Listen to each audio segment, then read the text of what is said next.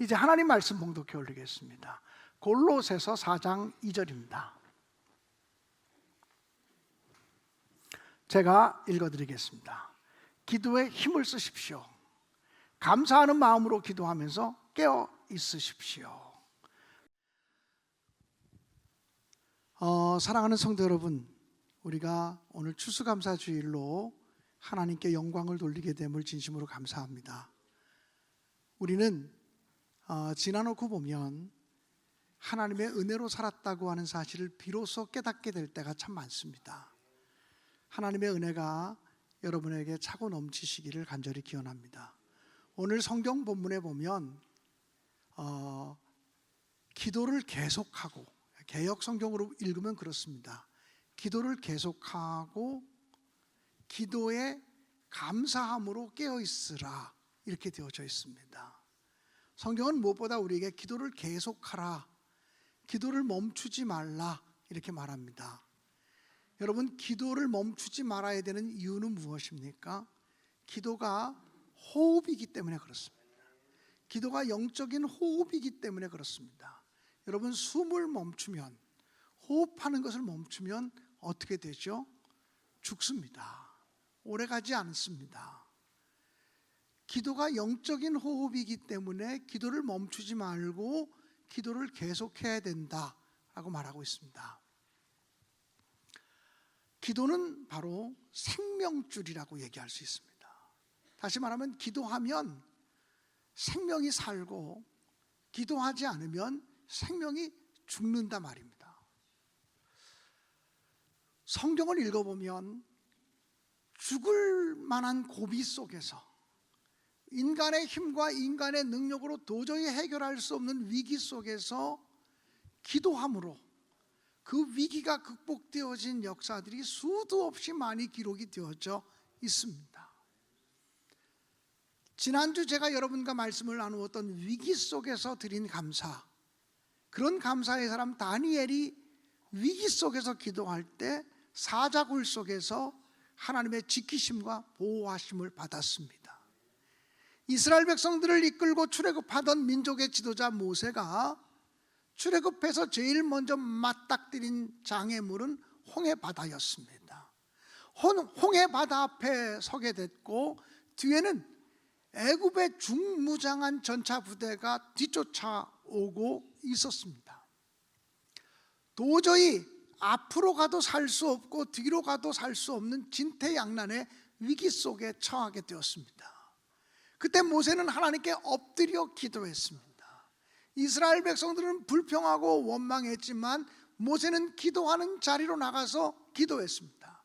그때 하나님께서는 모세에게 말씀하기를, 너희는 가만히 있어, 내가 너희에게 행하는 구원을 보라, 이렇게 말씀하셨습니다. 그리고 모세에게 말씀하시기를, 내 손에 있는 지팡이를 들어 홍해 바다 위로 내밀어 홍해 바다를 내리치라고 말씀했습니다. 그 말씀에 순종하려면 용기가 필요합니다. 내가 내리쳤는데 갈라지지 않으면 이스라엘 백성들 앞에서 모세의 지도력은 어떻게 되겠습니까? 모세는 용기를 가지고 하나님의 말씀을 신뢰하며 이스라엘 백성들에게 가만히 있으라, 너희는 가만히 있어 여호와 하나님이 행하는 구원을 보라, 그리고 손에 있는 지팡이를 들어 홍해바다를 내리칠 때 바다가 갈라져 마른 땅처럼 건너는 권능과 능력과 기적을 체험하게 되었습니다. 기도를 통해서 나타난 기적이고, 기도를 통해서 나타난 하나님의 역사였습니다. 홍해바다를 건너서 가나안 땅을 향해 전진하며 광야길을 걸어갈 때 제일 먼저 만난 적군은 아말렉이었습니다. 이스라엘 백성들의 힘으로 아말렉과 싸워서 이길래야 이길 방법이 없었습니다. 그때 모세는 산에 올라가서 손을 들고 하나님께 기도하기 시작했습니다. 모세가 손을 들면 이스라엘이 이기고, 모세의 손이 내려오면 아말렉이 이겼다고 했습니다. 모세의 손이 내려오지 않도록 아론과 훌이 함께 가서 모세의 손을 해가 지도록 내려오지 않게 함께 들어주었습니다. 그때 하나님께서는 이스라엘 백성의 진정한 승리를 허락하셨다고 성경은 기록합니다. 모세가 손을 들었다는 말이 무슨 말입니까? 기도를 계속했다는 것입니다. 기도를 멈추지 않았다는 것입니다. 여러분, 요나라고 하는 선지자는 하나님께서 니느웨로 가서 하나님 말씀을 전하라고 하는 명령을 받았지만 니느웨로 가고 싶지 않았습니다. 그래서 다시스로 가는 배를 타다가 큰 풍랑을 만나게 되었고 큰 물고기 뱃속에 들어가게 되었습니다. 그러나 성경을 보면 요나는 큰 물고기 뱃속에 들어가서도 하나님의 성전을 바라보며 하나님의 성전을 사모하며 기도하기 시작했습니다. 특별히 요나서에 보면 2장에 감사하며 기도하였다고 기록했습니다. 여러분, 기도의 결론은 감사입니다. 감사하며 기도할 때 하나님께서 큰 물고기에게 명하사 들어가서 요나를 토해내도록 하셨다고 성경은 기록합니다. 여러분, 구약 성경의 히스기야 왕을 생각해 보십시오. 히스기야 왕 때 북이스라엘은 아수르에 의해서 멸망당했습니다. 북이스라엘을 멸망시킨 아수르는 남유다까지 쳐들어와서 예루살렘 성을 완전히 포위했습니다. 예루살렘 성 안에 있는 사람들은 그 안에 갇혀서 이제 죽을 수밖에 없는 상황이 되었습니다. 히스기야 왕은 이 아수르의 사네립 왕은 심리전을 펼치면서 히브리 말을 할 수 있는 아수르 사람들을 세워놓고 외치기 시작했습니다. 히스기야 왕이 너희를 구할 것이라고 하는 소리를 믿지 말아라. 여호와 하나님이 너희를 건지실 것이라고 하는 거짓말을 믿지 말아라. 이 세상의 어떤 왕도, 이 세상의 어떤 신도 아수르 왕 사네립 앞에 무릎을 꿇었느니라. 그리고 외치기 시작합니다. 또 아수르 왕 사네립은 히스기야 왕에게 그를 위협하기도 하고 하나님을 모독하는 편지를 보냅니다. 그때 히스기야 왕은 아수르 왕 사네립이 보낸 그 편지, 하나님을 모독하는 편지를 들고서 하나님의 성전에 올라가서 성전에 그 편지를 펼쳐놓고 기도합니다. 하나님이여, 하나님을 모독하는 말로 가득 찬 이 편지를 보시옵소서. 하나님을 모독하는 언어로 가득 찬 이 편지를 보시옵소서. 어떻게 하면 좋습니까? 하나님께 간절히 기도할 때 어떤 일이 생겼습니까? 아수르 나라에서 반란이 일어나서 아수르 왕 사네립, 원정 왔던 사네립 왕이 예루살렘 성을 포위하고 있던 그 군사들을 다 철수해서 아수르 제국으로 가게 되었고, 아수르 제국에 도착하자마자 자기 아들이 일으킨 반란군에 의해서 처형을 당하게 되는 역사가 나타납니다. 죽을 수밖에 없는 위기 속에서 기도할 때마다 살려주시고 고쳐주시고 세우시는 하나님의 권능의 역사를 성경은 수도 없이 많이 기록하고 있습니다. 기도했더니 일어났던 역사들을 이야기하자면 두세 시간을 그것만 가지고 설교해도 아마 부족할 것입니다. 사랑하는 여러분, 그러나 저는 그런 역사가 성경에 기록된 역사가 아니라, 성경에 기록된 이야기가 아니라 오늘 저와 여러분의 삶 속에서, 우리의 가정 속에서 재현되어질 수 있기를 주님의 이름으로 간절히 축원합니다. 사랑하는 여러분, 우리가 기도하면 어떤 일이 생겨집니까? 우리가 기도하면 어떤 일이 생겨진다고 이야기할 수 있습니까?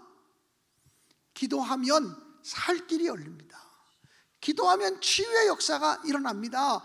기도하면 풍랑이 잔잔해집니다. 기도하면 장애물이 제거됩니다. 기도하면 산이라도 옮겨지고, 기도하면 착고라도 풀려지고, 기도하면 옥문이 열립니다. 기도하면 죄사함을 받고, 기도하면 기적이 일어나고, 기도하면 생명의 역사가 일어납니다. 이런 놀라운 역사가 우리의 삶 속에, 우리의 가정에 임하기를 원하시면 함께 크게 아멘 하십시다. 아멘. 정말 하나님께서 기도의 권능과 능력을 우리 모두에게 베풀어 주시기를 간절히 축원합니다. 오늘 성경은 또 이렇게 말합니다. 기도에 감사함으로 깨어 있으라. 기도의 결론이 감사가 되어야 된다는 것입니다. 기도의 결론이 감사가 되어야만 이게 깨어있는 기도라는 것입니다. 여러분, 그러므로 우리가 아무리 기도해도 감사함으로 기도하지 않으면 잠들어 있는 상태에서 이야기하는 것입니다. 깨어있지 않은 상태에서 이야기하는 것입니다. 여러분, 우리가 잠들어 있을 때도 이야기할 때가 있습니다. 깨어있지 않은데 말할 때가 있습니다. 그게 어떤 말이죠? 그게 무슨 말이죠? 잠들어 있는데 말을 합니다. 그게 뭐죠? 잠꼬대입니다. 우리가 감사하지 않으면서 기도하는 것은 영적인 잠꼬대와 같다는 거예요. 우리가 기도하는 것이 잠꼬대가 되지 않으려면 기도함으로 깨어 있어야 된다, 감사함으로 깨어 있어야 된다고 성경은 이야기하고 있는 것입니다. 사랑하는 여러분, 감사는 신앙의 거룩한 버릇이라고 얘기할 수 있습니다. 제가 늘 기억하고 있는 아주 재밌는 영상 하나가 있습니다. 그게 뭐냐면, 제가 군대를 제대하고 와서 개척하느라고 목회 나가기 직전의 일이었으니까 아마 83년도나 4년도 정도에 있었던 일인 것 같습니다. 1983년도나 4년도에 텔레비전을 봤는데, 지금은 돌아가신 송혜 선생님이 이렇게 사회를 보시며 하시는 가장 유명한 프로그램 전국 노래자랑이 있었습니다. 그때부터 송혜 선생님이 그 일을 하셨습니다. 그런데 전국 노래자랑 하면 팔도에 노래 잘한다는 사람이 다 여기저기서 나오지 않습니까? 어떤 여자분 한 분이 나왔습니다. 그러면 사회를 보시는 이 송혜 선생님이 이 노래하기 위해서 출연한 사람이 먼저 긴장을 풀 수 있도록 말을 좀 걸어줍니다. 어디에서 오셨습니까? 많이 연습하셨습니까? 어떤 곡을 부르실 것입니까? 뭐 이런 쪽으로 몇 가지 묻고 나서 아무개의 노래를 듣겠습니다 이렇게 얘기하잖아요. 그런데 어떤 여자분이 한 분 올라오셨는데 아주 곱상한 여자분이었습니다. 어디서 오셨습니까? 그랬더니 그분이, 제가 기억을 하는데, 제천에서 왔습니다 이렇게 말했습니다. 근데 인상적인 것은 뭐냐면, 얼마나 긴장하고 입이 타 들어가는지 제천에서 왔습니다 이렇게 입을 한번 침을 묻히더라고. 제천에서 왔습니다. 그래서 그걸 보는 순간 저분이 굉장히 긴장했구나. 오랫동안 연습하셨습니까? 그랬더니 오랫동안 연습하지는 못했고요, 3개월 정도 연습했습니다. 그분이 말 한마디가 끝나면 혀가 여기부터 여기까지 돌아가는 거예요. 이름은 뭡니까? 이름을 얘기하는데, 저는 아무개라고 합니다라고 이렇게 돌아가는 거예요. 그러니까 제가 제 마음속에 텔레비전을 보면서 저분 저거 버릇인 것 같다, 그냥 긴장하고 입이 말라서 하는 게 아니라 버릇인 것 같다 하는 생각이 들었어요. 그래서 노래 부를 때 그 버릇이 나타나는지 한번 보자, 그러는 마음으로 그걸 지켜보고 있었어요. 굉장히 빠른 템포의 노래를 불렀던 걸로 기억하는데, 한 박자를 쉬면 한 박자 속도에 맞게 이렇게 돌아갔습니다. 반 박자를 쉬면 반 박자 속도에 맞게 빨리 돌아갔습니다. 박자도 정확하고 음정도 정확하고 노래 정말 잘 불렀다고 생각해요. 그런데 그의 그 버릇, 말 한마디가 끝나면 혀가 이렇게 돌아가는 이 버릇 때문에 노래에 집중할 수가 없었고 아주 배꼽을 잡고 웃다가 끝나고 말았습니다. 그걸 다 보고 난 다음에 깨달았던 진리가 하나 있습니다. 속담이 떠올랐습니다. 3살 버릇 80까지 간다. 이 버릇이라는 게 굉장히 중요한 거예요. 신앙에 있어서도 이 버릇이라는 게 굉장히 중요해요. 근데 신앙에 있어서 가장 거룩한 습관이 뭐냐면 감사하는 습관이라는 거예요. 감사하는 습관의 사람이 되면 어떤 경우에도 감사할 수 있어요. 근데 감사하는 습관이 없으면 우리는 감사의 사람으로, 감사하는 믿음의 용사로 설래야 설 수가 없다라고 하는 겁니다. 여러분, 불평과 원망이 많은 사람은요, 아무리 좋은 환경 속에 갖다 놔도 여기 좋다 그러다가 1시간만 지나면 근데 이게 나쁘고 저게 나쁘고 불평할 거리를 기가 막히게 찾아냅니다. 그런데 감사가 버릇이 되어져 있는 사람은 정말 어려운 환경 속에 집어넣어도 1시간, 2시간만 지나게 되면 그래도 이것도 감사하고 그래도 저것도 감사하고 감사의 조건을 찾아내기 시작합니다. 그러면서 마음의 평안을 얻기 시작합니다. 사랑하는 여러분, 저와 여러분은 감사가 버릇된 거룩한 믿음의 사람들이 되어질 수 있기를 주님의 이름으로 간절히 축원합니다. 제가 이 감사절만 되면 떠오르는 또 하나의 사건이 있습니다. 저보다 한 2년 정도 후배 목사님 가운데 인천 효성동에서 목회하는 정연수 목사라고 하는 목사님이 계십니다. 그 정연수 목사님은 그 중부위원회 감독까지 지냈던, 후배지만 감독님까지 지냈던 목사입니다. 그런데 그 정연수 목사님이 저하고 아주 가깝고, 그래서 그분이 한 20년 전에 교회를 건축할 때의 이야기를 지금도 많이 기억하고 있습니다. 20년 전쯤에 지금 우리 신내교회보다 조금 더 큰 교회를 건축을 했습니다. 그런데 건축 공사가 한 70%쯤 끝났을 때, 여러분, 건축 공사가 70%쯤 끝났다라고 하는 것은 골조 공사가 거의 마무리되어지고 이제 실내 내장 공사와 인테리어 공사가 시작되는 시점을 이야기합니다. 그런 공사가 이어지는 시점인데 그때가 여름이어서 그 교회도 건축 중이지만 여름 성경학교, 여름 수련회 이런 것들을 하고 유치부부터 청년부까지 그 수련회를 모두 마치고 여름 행사에 수고한 교사들을 좀 위로해야겠다라고 하는 마음으로 교사 위로회를 1박 2일 동안 강화도에 가서 열게 되었습니다. 젊은이들이 중심이 되었죠. 교사들이니까 주로 젊은이들이 중심이 되어서 강화도에 가서 1박 2일 수련을 하면서 물에 들어가서 놀았습니다. 갯벌에 들어가서 놀았는데 참 불행하게도 밀물이 들어오는 시간에 물 들어온다고 다 교사들이 빠져나왔는데 여자 청년 한 사람이 빠져나오지 못해서 헤매이고 있었습니다. 그때 그것을 바라본 감리교 신학대학교 2학년 학생이, 남자 청년이 그 누나 구하겠다고 누나 그러고 뛰어들어가서 그 청년을 붙들고 나오다가 같이 두 사람 다 갯벌에서 나오지 못해서 하나님 나라에 가는 그런 아주 굉장히 시험이 될 만한 일들이 그 교회에 생겼습니다. 그 교인들 모두가 큰 상실감에 빠지게 되었고, 그 두 가정이 당한 상처는 말로 설명할 수 없는 아픔이었습니다.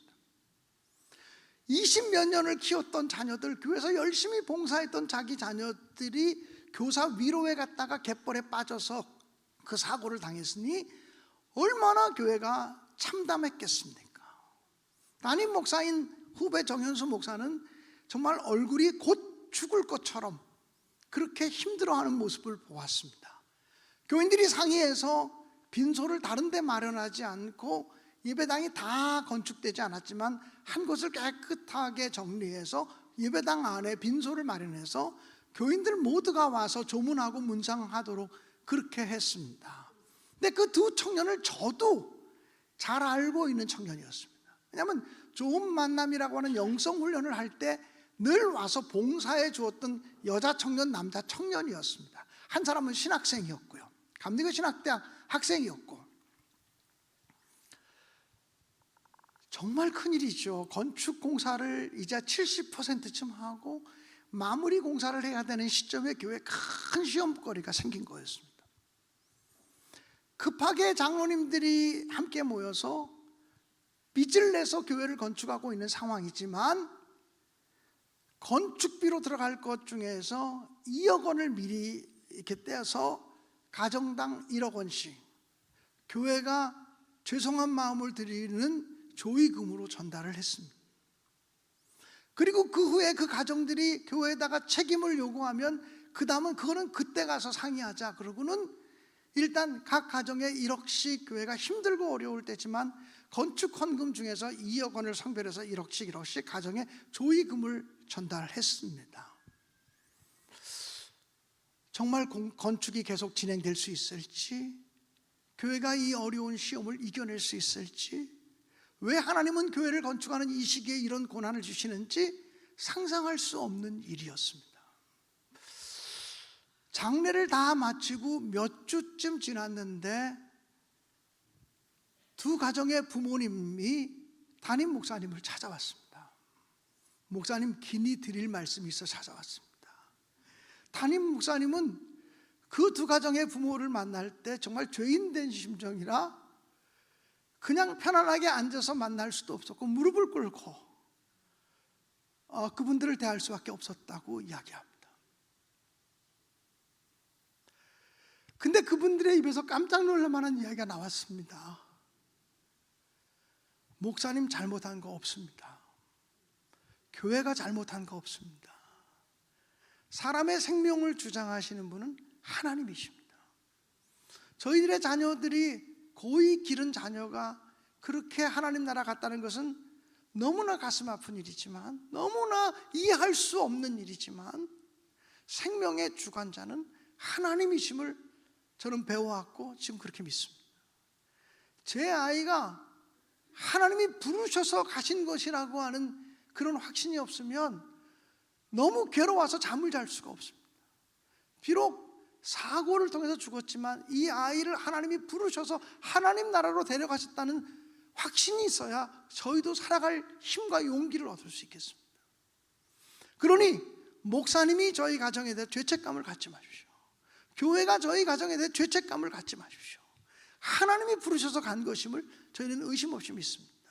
그래서 저희 두 가정이 함께 모여서 감사하기로 했습니다.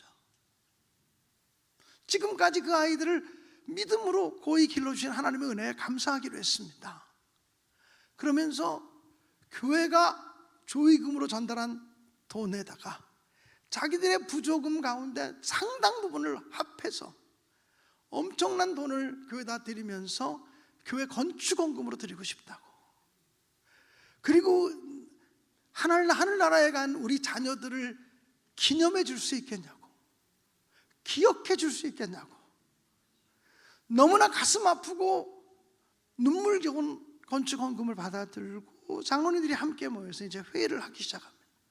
그래서 교회 로비층의 가장 좋은 장소, 넓은 장소에 어린이 도서실을 만드는데 주님 앞으로 먼저 간 두 아이의 이름으로 도서실을 만들고 그 아이들의 해맑은 사진을 거기 걸어놓고 그 아이들이 이렇게 하나님께로 부름받았지만 부모가 감사하는 믿음으로 이 도서관을 기증했다고 하는 글을 적어 놓았습니다.